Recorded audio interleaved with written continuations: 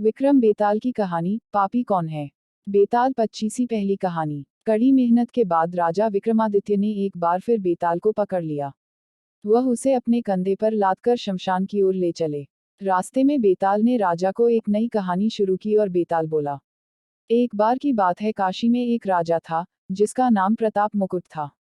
उसकी एक संतान थी, जिसका नाम वज्रमुकुट थी। एक दिन वज्रमुकुट दीवान के बेटे के साथ शिकार करने जंगल गया। काफी घूमने के बाद उन दोनों को एक तालाब दिखा, जिसमें कमल खिले थे और हंस उड़ रहे थे। दोनों दोस्तों ने वहां रुककर तालाब के पानी से हाथ मुंह धोया और पास ही बने महादेव के मंदिर में दर्शन करने चले गए। दोनों ने अपने घोड़े मंदिर के बाहर ही बांध दिए। फिर जब दोनों दोस्त दर्शन करके मंदिर से बाहर निकले, तो उन्होंने देख कि तालाब में एक राजकुमारी अपनी सहेलियों के साथ स्नान करने आए हैं। राकुमारी को देखकर राजकुमार काफी खुश हुआ। राजकुमार और राजकुमारी दोनों एक दूसरे को देखकर मोहित हो गए, जबकि दीवान का बेटा वहीं एक पेड़ के नीचे आराम करने लगा। राजकुमार को देखते ही राजकुमारी ने बालों में से एक कमल का फूल निकाला, कान से लगाया, दांतों से कुतरा, पैरों के नीचे दबाया और फिर अपने छाती से लगाकर अपनी सहेलियों के साथ चली गई। उसके जाने के बाद राजकुमार काफी दुखी हुआ और अपने मित्र के पास लौटकर सारी बात बताई।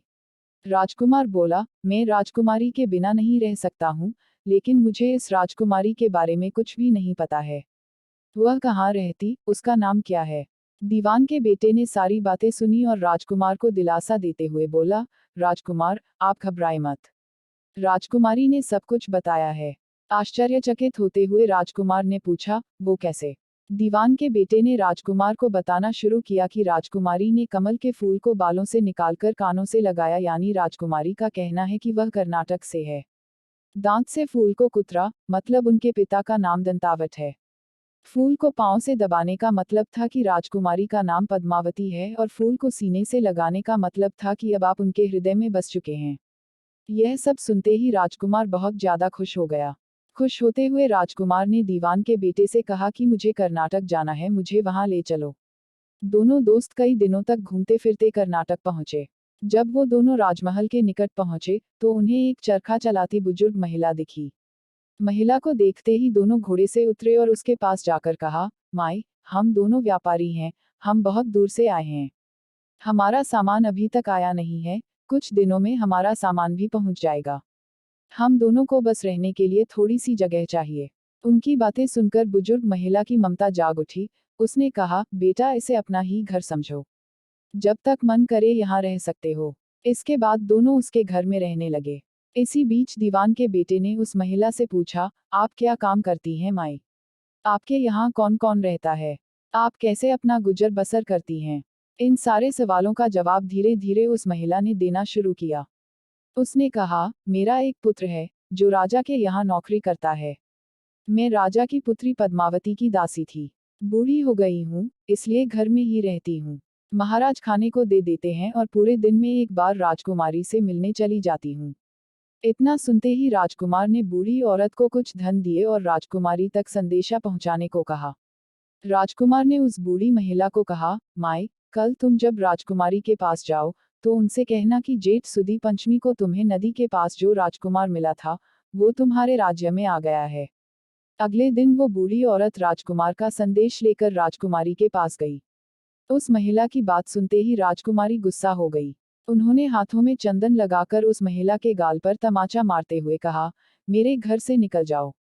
बूढ़ी औरत ने घर लौटकर राजकुमार को सारी बातें बताई। महिला की बातें सुनकर राजकुमार चौंक गया। फिर राजकुमार के मित्र ने राजकुमार को धैर्य बंधाते हुए कहा, राजकुमार, आप चिंतित न हो। राजकुमारी की बातों को समझने की कोशिश करें। ध्यान दें कि राजकुमारी ने उंगलियों को सफेद चंदन में डुबोकर गाल पर मारा है। इसका मतलब अभी कुछ दिन चांदनी के हैं। उनके खत्म होने के बाद अंधेरी रात में मिलूंगी। कुछ दिनों बाद बूढ़ी महिला फिर राजकुमारी के पास संदेशा लेकर पहुंची। इस बार राजकुमारी ने केसरी रंग में 3 उंगलियां डुबोकर बूढ़ी महिला के मुंह पर मारते हुए कहा, भागो यहाँ से। फिर उस महिला ने आकर राजकुमार को सारी बातें बताई। राजकुमार यह सुनकर बहुत दुखी हुआ। इस पर दीवान के बेटे ने राजकुमार से कहा, इसमें दुखी होने की कोई बात नहीं है राजकुमार। राजकुमारी ने कहा है कि अभी उसकी तबीयत ठीक नहीं है, तो इसलिए 3 दिन और रुक जाओ। 3 दिन बाद वो बूढ़ी महिला फिर राजकुमारी के पास जा पहुंची। इस बार फिर से राजकुमारी ने उस महिला को फटकारा और पश्चिम की खिड़की से बाहर जाने के लिए कहा। वो महिला फिर से राजकुमार के पास गई और सारी कहानी सुनाई। तब दीवान के बेटे ने राजकुमार को समझाते हुए कहा कि मित्र, राजकुमारी ने आपको उस खिड़की की तरफ बुलाया है। राजकुमार यह सुनते ही खुशी से उछल पड़ा। उसने बूढ़ी महिला के कपड़े पहनकर नारी का भेष धारण किया, इत्र लगाया और हथियार बांधकर राजकुमारी से मिलने चल पड़ा। राजकुमार महल पहुंचा और खिड़की के रास्ते राजकुमारी के कमरे में पहुंच गया। राजकुमारी वहां पर तैयार थी और राजकुमार का इंतजार कर रही थी। राजकुमार जैसे ही कमरे में गया, उसकी आंखें खुली की खुली रह गईं। राजकुमारी के कमरे में कई महंगी चीजें रखी थीं। रात भर राजकुमार और राजकुमारी साथ ही रहे। फिर जैसे ही दिन निकलने को आया, राजकुमारी ने उस राजकुमार को सबसे छिपा दिया। जब रात होने लगती तो राजकुमार बाहर आ जाता। इस तरह करते करते कई दिन बीत गए। फिर अचानक राजकुमार को अपने दोस्त की याद आई। राजकुमार को अपने दोस्त की चिंता हुई कि पता नहीं उसका दोस्त कहाँ होगा, कैसा होगा और उसका क्या हाल हुआ होगा। राजकुमार को दुखी देखकर राजकुमारी ने राजकुमार के डैक का कारण पूछा। उसके बाद राजकुमार ने राजकुमारी को अपने मित्र के बारे में बताया। राजकुमार ने कहा, वह मेरा बहुत अच्छा और चतुर दोस्त है। उसी के वजह से मैं तुमसे मिल पाया हूँ। यह सुनने के बाद राजकुमारी ने राजकुमार को कहा, मैं तुम्हारे दोस्त के लिए स्वादिष्ट भोजन बनवाती हूँ। तुम उसे भोजन कराकर और उसे समझाकर वापस आ जाना। फिर राजकुमार खाना लेकर अपने दोस्त के पास पहुंचा। दोनों मित्र लगभग कई महीनों से नहीं मिले थे। मिलने के बाद राजकुमार ने अपने मित्र को सारी बातें बताई। राजकुमार ने कहा, मैंने राजकुमारी को तुम्हारी चतुराई के बारे में बताया। राजकुमारी ने तुम्हारे लिए भोजन भिजवाया है। यह सब सुनकर दीवान का बेटा सोच में पड़ गया। उसने राजकुमार से कहा कि यह तुमने ठीक नहीं किया। राजकुमारी समझ गई है कि जब तक मैं तुम्हारे साथ हूँ, तब तक वह आपको अपने बस में नहीं रख सकेगी। इसलिए उन्होंने इस खाने में जहर डालकर भेजा है। यह कहते ही दीवान के बेटे ने उस खाने से एक लड्डू लेकर सामने बैठे एक कुत्ते को दिया।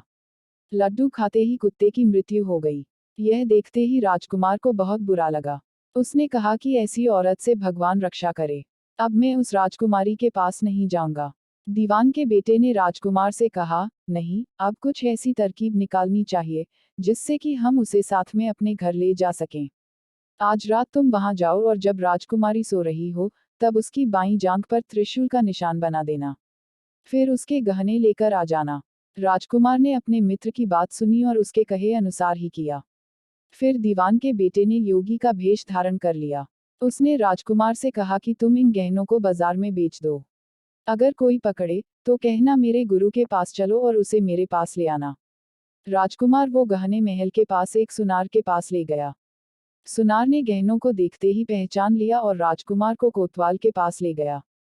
कोतवाल ने राजकुमार से सवाल पूछे तो राजकुमार ने कहा, ये गहने मुझे मेरे गुरुजी ने दिए हैं।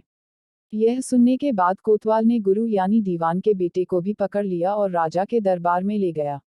राजा ने पूछा, योगी महाराज, आपको ये कीमती गहने कहाँ से मिले?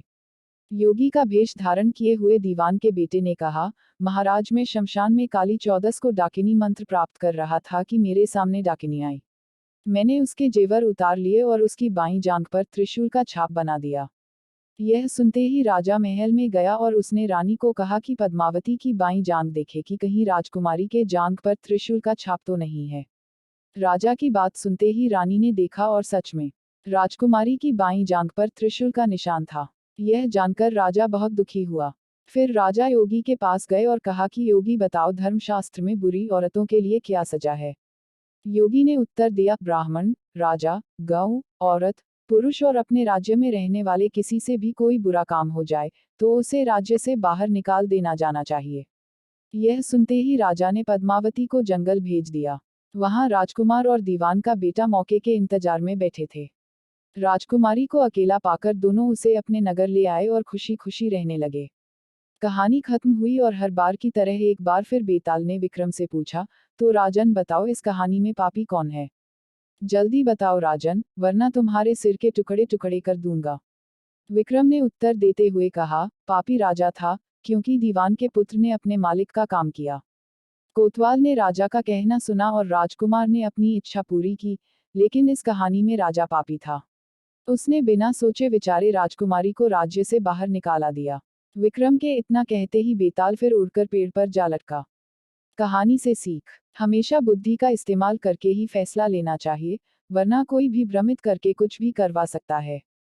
इस तरह की वीडियो देखने के लिए हमारे चैनल को सब्सक्राइब जरूर करें। चैनल से जुड़े रहने के लिए घंटी का बटन जरूर दबाएं।